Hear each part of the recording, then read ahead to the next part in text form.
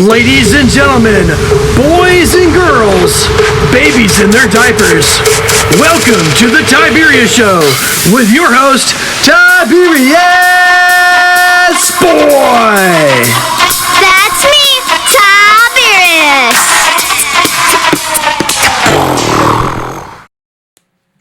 Today, we're going to talk about some very awesome stuff. We have a cool video game about where you get to be a hero, a book about a boy that doubles as a spy, and we have a totally awesome guest. Today we have the one, the only, the amazing Dennis Mallen. Dennis is an all-star actor like in real movies.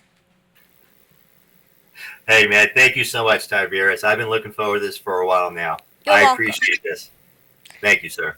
You're welcome. And today we're going to start off with the video game of the week, and this is going to be Super Falcon Punch. And now it's time for the video game of the week.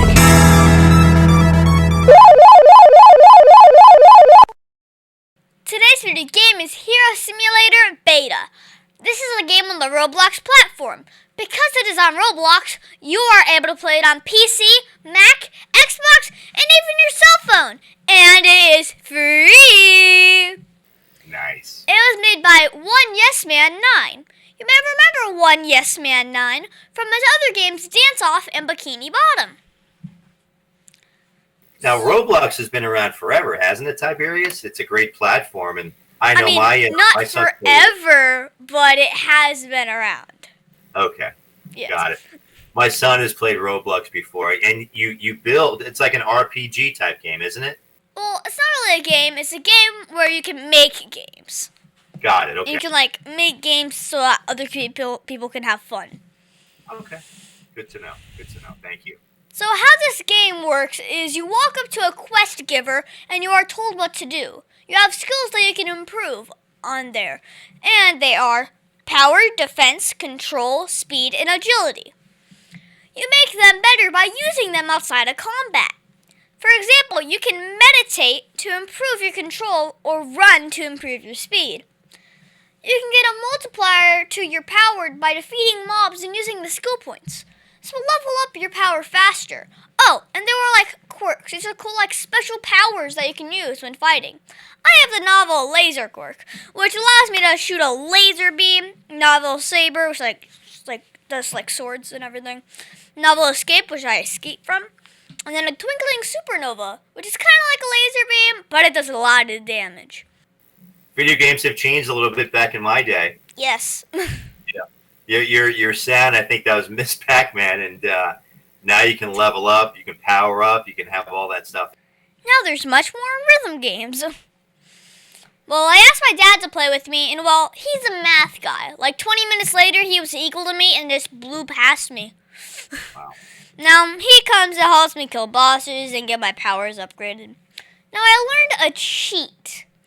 If you put a clip on your keyboard, so it would hold the key down for a long time, so you can build up that skill. When I lunch or writing scripts, so holding E down will just build defense and make it so no one can hit you. Interesting. Interesting. Well, I give Hero Simulator Beta 11 out of 10 stars because you get to have control of what you do and use the powers to go all over the map. I like having the escape option to run away and come back to attack when my health is back up. But also, their health also comes back up. Oh, good stuff. And now it's time for the book of the week, Mac Undercover.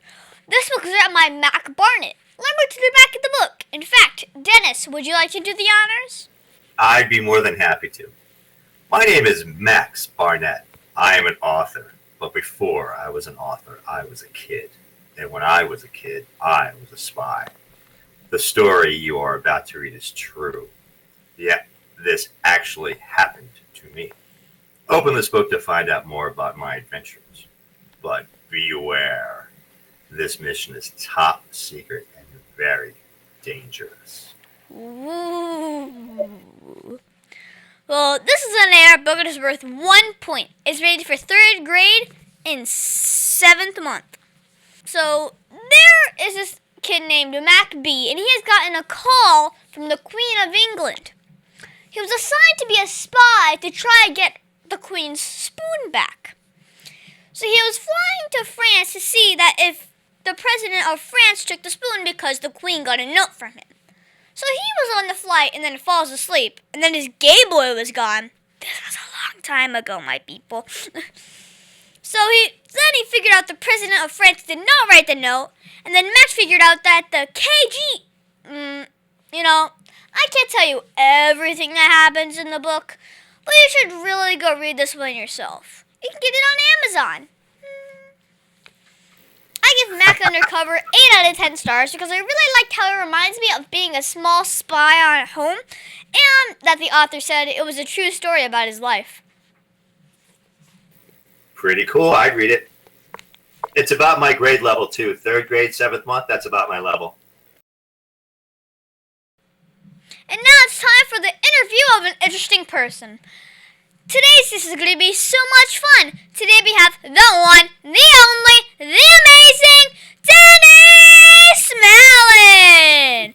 Dennis is an all-star actor, and he has been in movies like Godzilla, The Irishman, and The Devil's Advocate with Al Pacino and Keanu Reeves. Yes, sir. So first off, how are you enjoying being on the show? I'm loving it. I think you're such a cool kid. I'm looking forward to tracking you and your career. I've seen many of your interviews prior to, so I'm prepared. I'm ready to go. You can throw it all at me, and I'm ready. You are not going to stump me. I'm ready to take you on. So Okay. Bring it on. I'm pleased. So now we have a number of people that want to be actors on here before, but you Sure. are the real deal. So you have been in some big-time movies and are working on a lot of cool new ones. Yes, sir. What is your Yes. latest project? So I've got a lot going on. I've got Unlawful Duties, which is on Amazon Prime. It's a short.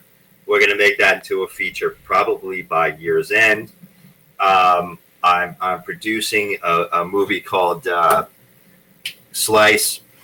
We're writing a screenplay for a Florida book or a true life story called Relentless Reality. Got that going on right now. I'm in what's called The Italians. It's an international crime drama. That we're probably going to start, I guess, around year end. But that's the big stuff I'm committed to right now. And I always have a lot of little commercials going on. I'm personally producing a agricultural commercial for Highlands County, Florida, that I'm really excited about. I did a season of Daddy, We're Back. I'm Daddy. So we're thinking about, I think we have distribution, and we're looking at season 2. I've got the movie Great People coming out. It's a feature film where I've got the lead starring in that film. And just blessed, man, to have a lot going on. That's really and, cool. Just excited, just really pumped. Wow. So how long have you been an actor? 2.5 times of what you've been alive. 26 years. So how'd you get started? Did you just decide one day just to act and get a camera and start filming?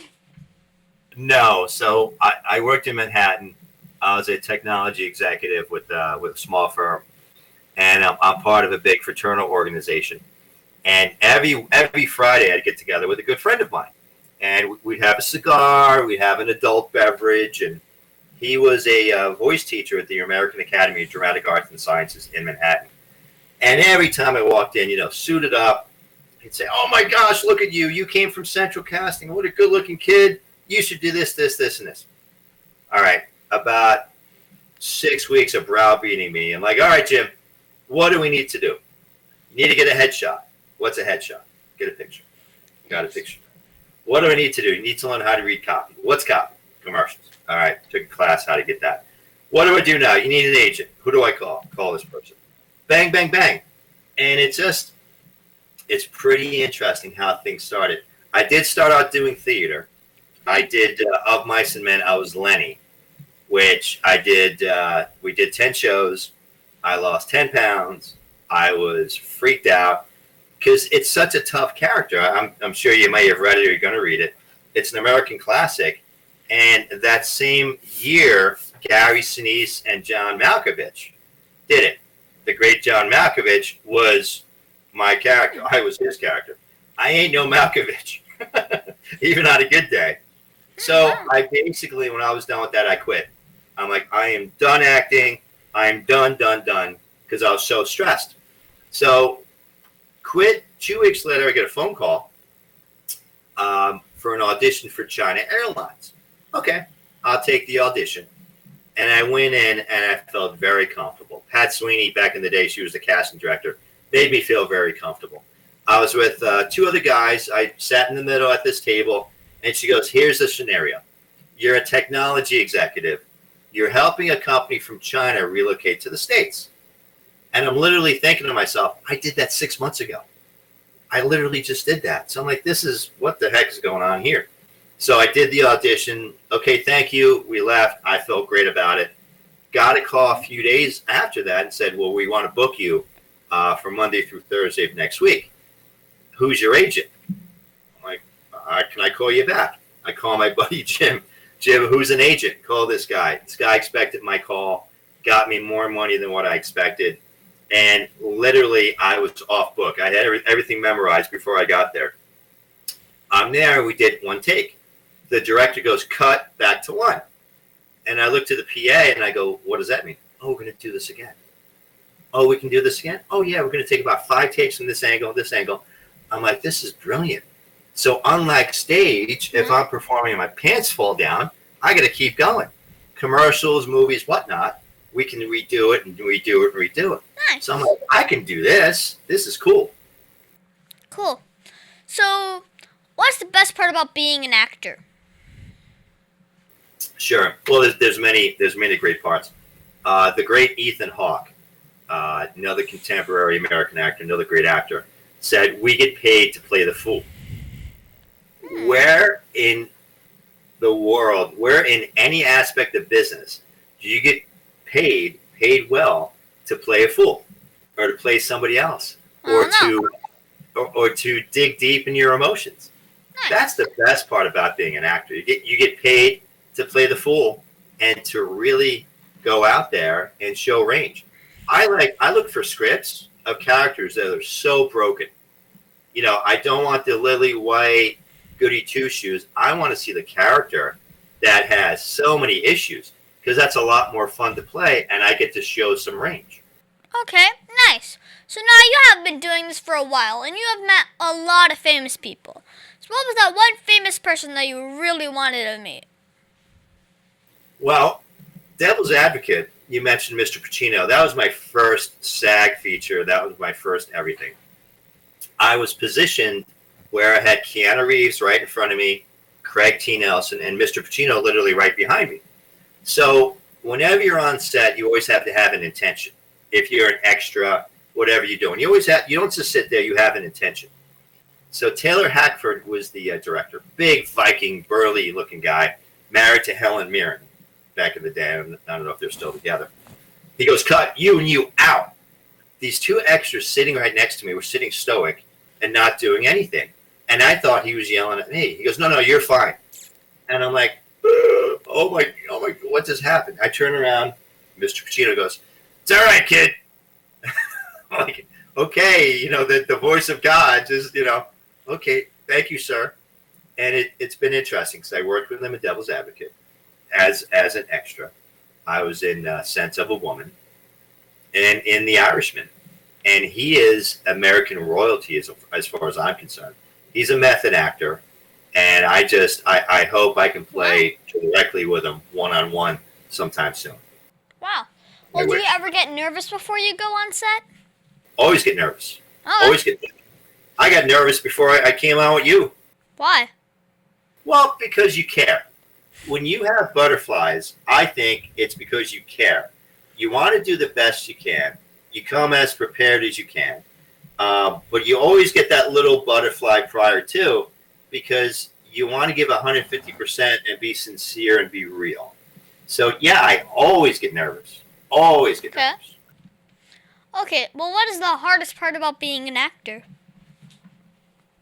The hardest part about being an actor, that's interesting. It really depends. Now, I consider myself a method actor, so I truly get into it. I embody the character.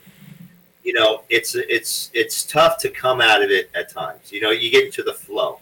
You want me to cry, I can cry on a dime. You want me to scream and yell, be nefarious. You want me to be crazy. I played this one character. I was a 70-year-old man with Alzheimer's. And I'm getting verklempt thinking about it. 70-year-old man with Alzheimer's. We did the blocking, we did the rehearsal, and the director and DP comes in, and they're crying. And I'm like, you guys okay? Yeah, you did a great job. But after we did 6, 7, 8 takes, it took me like an hour to come out of that, if you know what I mean. Because psychologically, physically, emotionally, you become that character. And it takes a while to ease out of it. Unfortunately, Heath Ledger, rest in peace, he was a method actor. Oh. What's that other gentleman's name? It'll come to me. It's tough to come out, and I realized that early on. So what I do when I'm done with such a strenuous role and whatnot, I make sure I do something physical. I either go work out, I swim, I'll jog. I've got to get my physicality changed, because it helps change my mindset. Okay. So my dad told me once that he acted in a commercial for Olive Garden. There's like hours of waiting and then a little bit of work. Is that how it really works? It's acting is like being in the military. You hurry up and wait. And it is like that. You might do a 30-second scene, but it takes hours to get blocked, to prepare the right camera angles, to get the scene exactly how the director wants it done. So yeah, there is a lot of hurry up and wait. There's a ton of waiting around, and it's a matter of you being a professional and just being ready. Okay. So of all of your past movies, which is that one that you are most proud of? So I've had that question a few times now, and it's like asking Tom Brady what his best Super Bowl victory was. All of them, right? I'm proud about everything that I've been a part of. I've built great relationships with the actors and the crew that I've been a part of, whether it's a short, a feature, a commercial. I love what I do so much. I never had a bad day. I've had great experiences, regardless of if something went awry. I always learn and grow from it. So no, I've enjoyed everything I've been on. I really have. There isn't one favorable moment per se. I just love what I do. Okay. Well, if you could tell your director something that would make your job so much easier for you to do, what would it be? Sure. I would ask the director not to cut too soon. Give me space. Give me time to build my character. Give me time to expand on my scene, because I know. I'll give you an example. I did a suicide scene, I guess about 4 years ago now, where I literally had to have my own gun and put my own weapon to my head. Okay, crazy as that is. And I was crescendo. I was building. It gets crescendo. And the director's like, cut. And I'm like, I could have went and given you more if you gave me 10, 15 more seconds. But he liked what he saw, okay, and thought I was done. But I had more to give. And it's a matter of really communicating with the director, because he or she might see something different, might get what they want. Now, I like when the director takes 3 or 4 takes, but I know if you give me another take, I can give you that much more. Because Tom Hanks, great actor, you know Tom Hanks, I'm sure. Yes. Tom Hanks basically says, my responsibility is to come, be on time. If you're on time, you're late. Come early, as I always try to do. Be off book and bring 10 different ideas for your character. That's what you have to do as an actor. So I ask, like, I just finished up a feature called Ponder, and I was in this office scene, and I asked the director to really give me time. I'm not going to go run through my script. I'm not going to go patty cake with my dialogue. Give me time to build my character. And he did. And he understood it, and he got what he needed. Nice. So, what did you use for inspiration before you went on set and did your job? Well, I do a lot of character development. I'll read a script 3-4 times. I want to understand how my character ties in to the entire crux of the script. So, and then I'll break down my character. Am I a superhero? Am I saving the world? Am I a terrorist? What is it? A horror film? What am I doing? So I do so much character development. I'm ready to go. So what might inspire me? The story would inspire me. My fellow actors inspire me. If I'm working with someone and they're giving me energy, I'm going to give them just as much energy. And we're going to keep growing and we're going to keep building it. I get inspiration out of the people I work with, the scripts that I do, really how it impacts, if it makes an impact at all on society. Okay, well that's really cool. So it also says in your bio that you are a producer. Can you tell me a little bit about that? Sure. I love to produce because a lot of people come up to me and say, hey, can you help with this? Can you help with that? Sure. Now, I'll never be a director. I'll never be a director of photography. You don't want me behind the camera. I'm very demanding of myself. So people would hate me with a capital H if I directed you. Okay? Producing, when I talk to a writer, someone that wrote a script, I go, look, I look at movie making from a corporate perspective. If I'm coming in as your producer, executive producer, whatnot, I'm coming in as your chief executive officer. You're the founder. It's your script. I'm the CEO. I'm here to help achieve your vision. Now, it allows me to put together what I call the executive team, the director, the DP, the line producer, the casting director. And I get to pull the strings in essence and put together a dynamic team helping you achieve your vision. So I enjoy that because I feel I've got pretty good communication skills. I really don't fall too short on that. And I think I've got pretty good leadership skills where I'm able to communicate a vision and help achieve whatever goals. Okay. So how is that different from being an actor? Sure. You have a lot more responsibility. Okay. You can't just come in and deliver your lines and leave. Okay. You are there cradle to grave. You are there pre-production. Nice. And putting it all together. You are there to put out the daily fires because things do happen. Okay. You're there through the production and you're there in post. So as an actor, I get to show up on set, have some craft services, get on set, deliver my lines. I'm wrapped. Thank you very much. I go home. Okay, nice. A producer, I see it all the way through. Okay, so which job is harder, producing a movie or acting in one? That's an interesting question.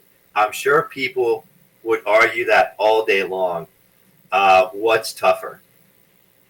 When you love what you do, you don't work a day in your life. There's a lot more components and a lot more moving parts to producing than what you would say you're being an actor. Okay? There's a lot of responsibility really on both, but it's the producer to really bring it to fruition, if that makes sense. Well, what was the craziest thing that's happened while you were doing your passion? So, there's this one film. Did it pre-pandemic in Florida. Really happy about this work. I didn't know the crux of my character prior to getting there. So, okay, I trust the process. I trust the crew. I trust the director. I'm sitting in a makeup chair, and this mother comes up to me and says, "Oh, you're playing that character." And I'm like, "Excuse me? No, I'm playing this character." "Yeah, but your character is like this." And I'm like, "Well, that's not what I'm told." So go through makeup, get all my stuff. I go on set, and I walk right up to the director and say, "We need to talk. I just heard that my character is supposed to be such and such. Is that true? Because if that's true, I'm really not happy. Nobody communicated to me. etc., etc. The director sat me down for about 20 minutes, allayed all my fears, okay, and showed me and told me her vision. So I was very happy. That's kind of one of the craziest things that I didn't know enough about what we were doing. I was one of the main antagonists in the film, but I didn't know the backstory of my character. Does that make sense? Yes. Okay. I didn't know how my character was perceived prior to my getting on set. You with me? Yes. So, who will motivate or inspire you the most in following your dreams? What actors do I follow? What actors do I like? Mr. Pacino, Kenneth Branagh, because he's an English actor. He's a classically trained actor. Derek Jacobi, Laurence Olivier, rest in peace. Daniel Day-Lewis, Cillian Murphy, right? I can go on, but just off the cuff, that's trying to think. Ethan Hawke. I mean, I'm trying. When you ask that, you don't want to offend anyone, but there's so many. When I go watch a movie, I watch it from a few perspectives. I look at it as kind of a master's class. I'm sitting there for 90 plus minutes. I want to get a lot out of it. I want to learn and help grow as I'm watching it. So that's just a few of the people that inspire me, a few of the actors that I try to go out of my way to watch. Okay, so how do you decide which parts to take when it comes to acting? Sure. Yeah, I rarely say no. And if you talk to my agents, if you talk to my manager, I'm always like, submit me. I'm from the Northeast. I was born and raised in Kearney, New Jersey. I worked in Manhattan. I like the hustle. I'm a Northeast hustler, if you would. I like to work. I run down every fly ball. So there's not many parts I won't do. There's not many parts, if any, I've turned down. Again, as I said earlier, the more broken the character, the better. I'm not at a point in my career where I can pick and choose, and I'm worried about this and worried about that. I just like being able to demonstrate range. I'll probably walk away from something that's all lily white and la la la and just very what's the word I'm looking for? Just very innocent in essence. I like range. I like having the characters that are broken. Well, what was the first job that you ever had? Wow, I've been working in one way, shape, or another since I was about 13, 14 years old. I worked for the town of Kearney, the Department of Public Works, actually. I was hanging off the back of a garbage truck and doing some summer job there. I delivered papers at one time, not successful. I made pizza at Big Nick's Pizzeria. Kearney, I don't even know if he's still there. I hope he's still there. Let's see. I worked at the Pegasus when I was in culinary school at the racetrack. Nice. I heard that shut down. I mean, you name it, I've done it. I've had a lot of. What's that? A gamer? No.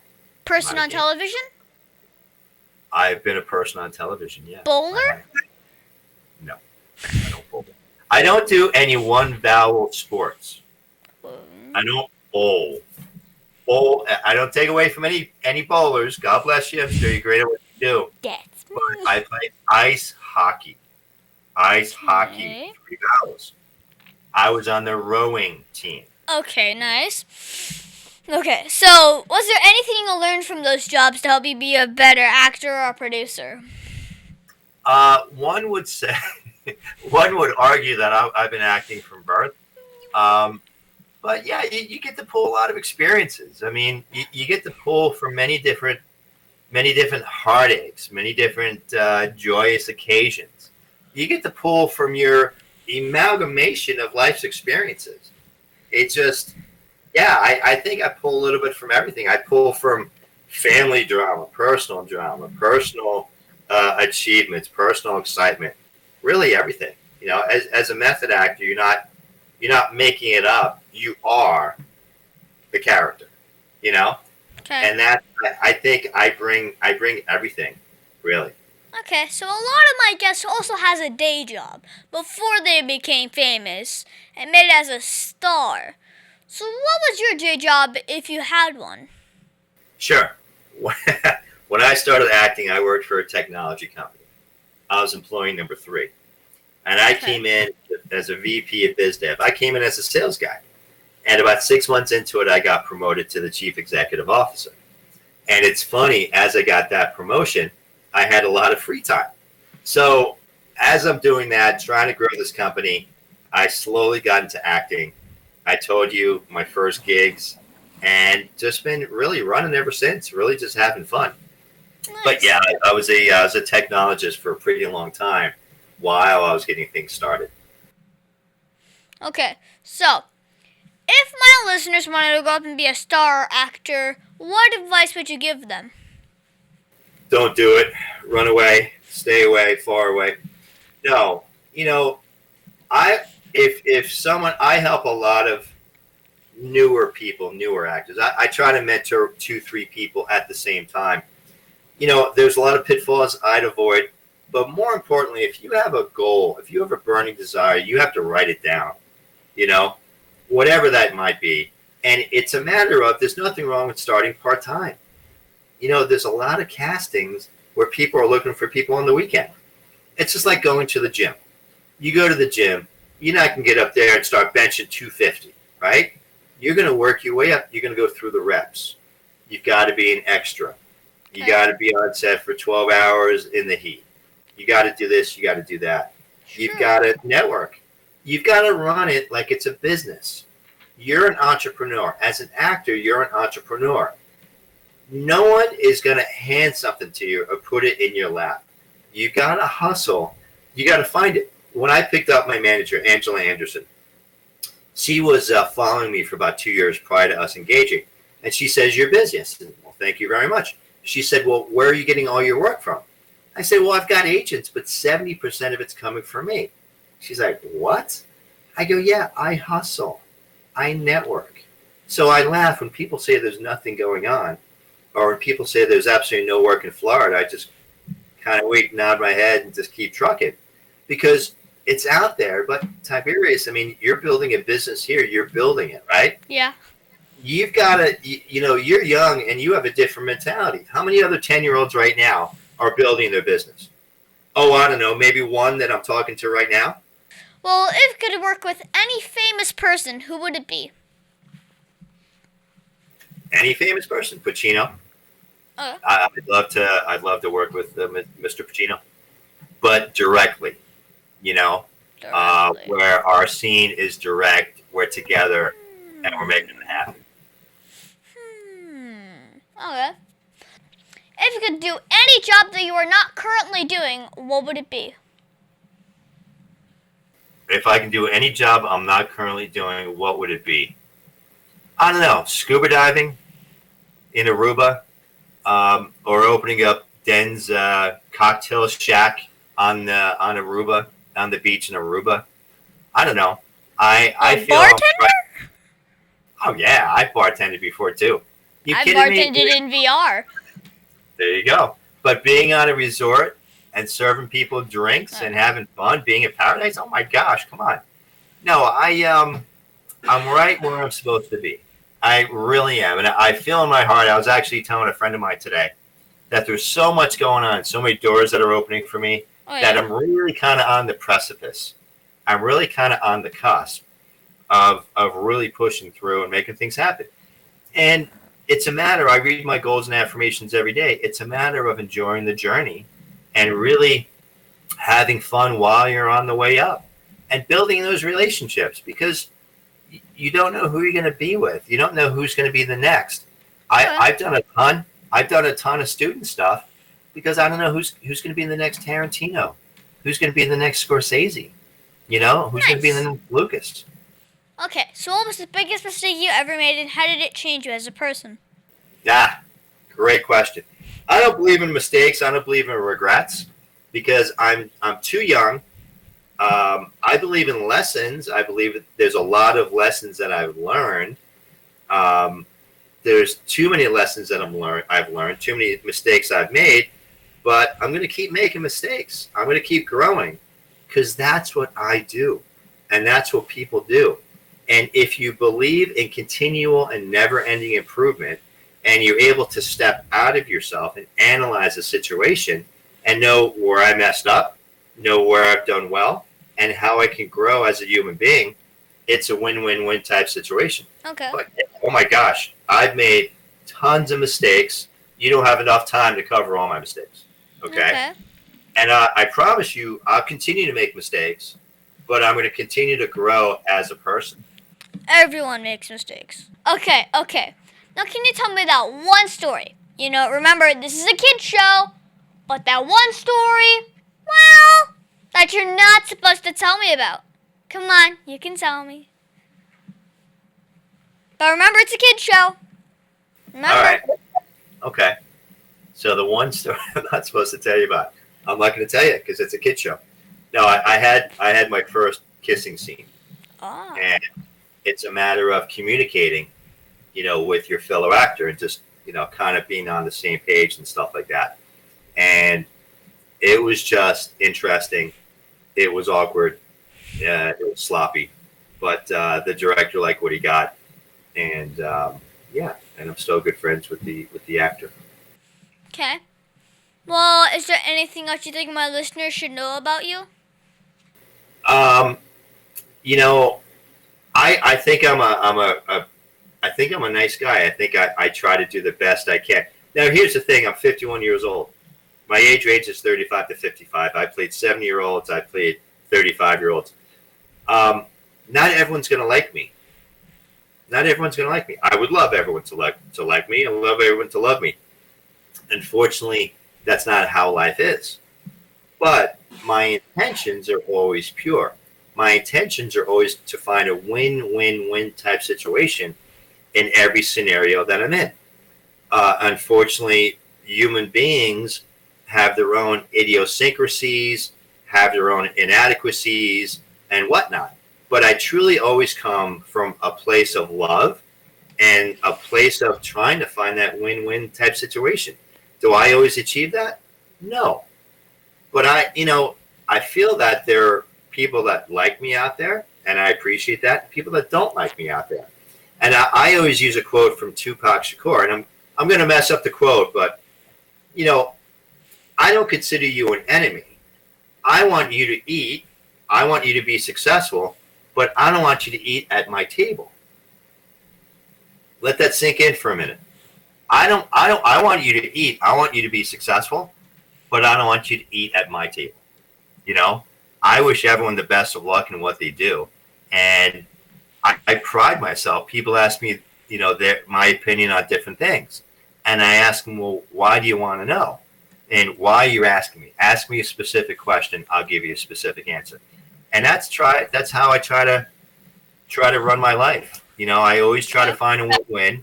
I always try to walk away from set, leaving it all on set, putting it all out there, being in flow, and acting is my sport.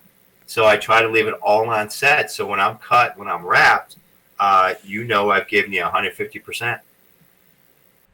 Okay. Did you like that answer? Yeah, I do. So, do you have a website or Facebook for my listeners that want to follow you? Yes, sir. Yes, I do. Facebook, it's Dennis Mallen, Dennis Mallen. I'm also on Instagram. On Instagram, it's Dennis Mallen, ITSDENNIS MALLEN.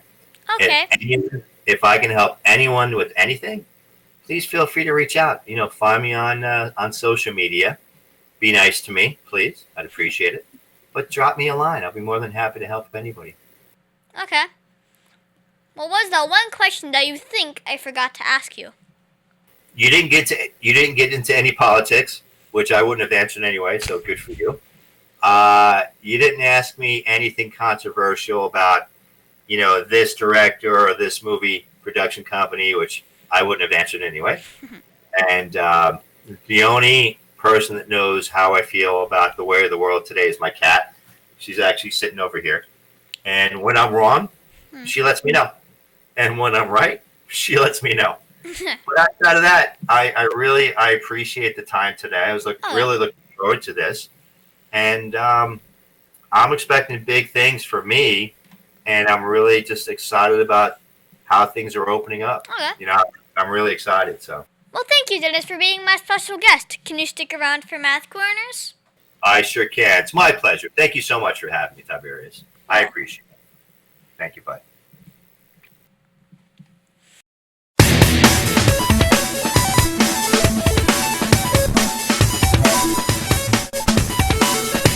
Tiberius's favorite subject, it's Math Corners!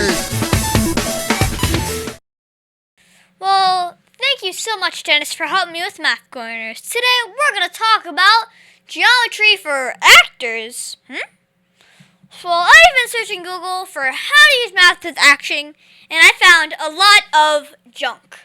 Just junk. And when I asked my dad to find something, and after an hour or so, he told me that actors need to understand geometry. I could not believe it. What does geometry have to do with singing and dancing, or saying my lines? But I learned it has to do a lot with staging, blocking, and how you move around the stage, making circles of movement and making an arc between two tangents. You can create depth to the audience. So if the actor, instead of moving in a straight line from point A to point B, it moves in an arc between the 2 points, and it makes that person more noticeable than the other actors on stage. Also, moving diagonally across the stage is more interesting to the audience than just moving down the stage or to the left or the right. Most choreographers prefer to put their actors in a triangle to allow ease of movement and blocking, and allows for the depth to the audience. Using geometry, you can ensure that you are an equal distance from other actors and not crowd each other. I know we did that a few times, like during Countdown to Christmas, and we made 3 triangles of actors, which was a larger triangle itself. It was very cool to see stuff in person. So, what I thought was cool was that when using the arc of movement in an actor, and the back moves with a smaller arc than the actors in the middle or the front, even though it may look the same to the audience, it makes a big difference to the blocking of the scene. So Dennis, do you use math when you are working as an actor? So, full disclosure, being a straight C student from birth and getting through basic math, senior year in high school, I can't spell geometry, but the way you break it down, I just learned a lot. So I know from the camera perspective, the angles, the aperture, everything that's going on. Yes, there is geometry involved. I never looked at it that way until you really brought it up and really expanded my horizon. Now I'll look at things a lot different. And remember I said how I don't want to be behind the camera and you don't want me to direct? You don't want me to direct because being as I'm not a math guy, okay, and I have a lot of people talking to me, well, we're using the ABC 123 camera with the 0.25 aperture. All right, great. You got a good shot? Looks good? You good? All right. I don't have a clue, but... Okay. Well, thank you so much, Dennis, for your help with Math Corners. My pleasure. Thank you, buddy.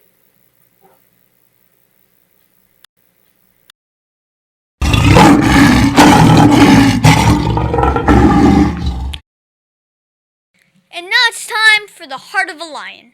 As you know, we talk about the qualities of living by the heart of a lion, which stands for leadership, integrity, obedience, and nobility.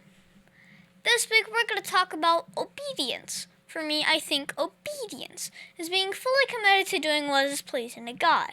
The qualities of obedience are compliance with a good attitude and respect for the laws. You know when someone is obedient when they follow instructions willingly and thoroughly. This week, I saw a lack of obedience with my dad. When he took me to a wrestling match and when he got lost on the road, he decided to do a full circle U-turn in the middle of an intersection. Even worse, he did it at a red light. There was no other cars on the road, but I saw it, and now you know too. My dad should learn some obedience. he was not being a lion there. None. Well, did you see or use obedience at all this week, Dennis?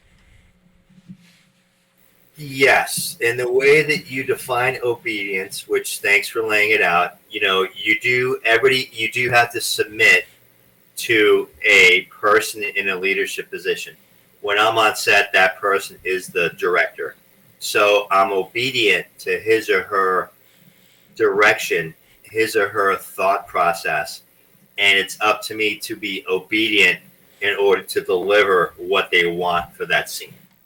So, no, I'm certainly not like your father. I don't make U-turns at red lights. That was horrible. Of course, I am born and raised in New Jersey, so my driving is a bit different. We drive differently in the Northeast, but that's a whole nother story, of which I'm not going to expand on. Okay. Well, of all of the Heart of the Lion virtues, which is your favorite? Just so you know, the virtues are leadership, integrity, obedience, and nobility. I think they tie in together. I think it's a package. Integrity. What's integrity? Do what you're going to say what you're going to do. It's a matter of being integral to yourself and not lying. That's integrity. Nobility. I think the collective, we lack nobility in every level. I think obedient. We all have to submit, to God, to certain levels of obedience. And it's really, you and I are different generations, right? Mm-hmm. You're what, 21, 23? Yeah, exactly. So it's bantered around differently. And I think as a macrocosm, we need to integrate a lot of that into various aspects of our lives. So well done. I like the way you put that together. And we should always try and be lion strong in everything we do, shouldn't we, Dennis? Without a doubt, sir. Yes, we should. And that's our show, folks. I want to thank the one, the only, the amazing Dennis Mallen for being on my show. Tiberius, thank you so much, buddy. I've been looking forward to this, and I think I'm getting out of this pretty much unscathed. And I appreciate you throwing me a bunch of snowballs, but no, I really enjoyed it. And if I can ever help you again or get on again, please reach out. Okay. Thanks, buddy. And be sure to listen to us next week on the Tiberius Show with your host, Tiberius Boy. It's rapping booyah. Booyah.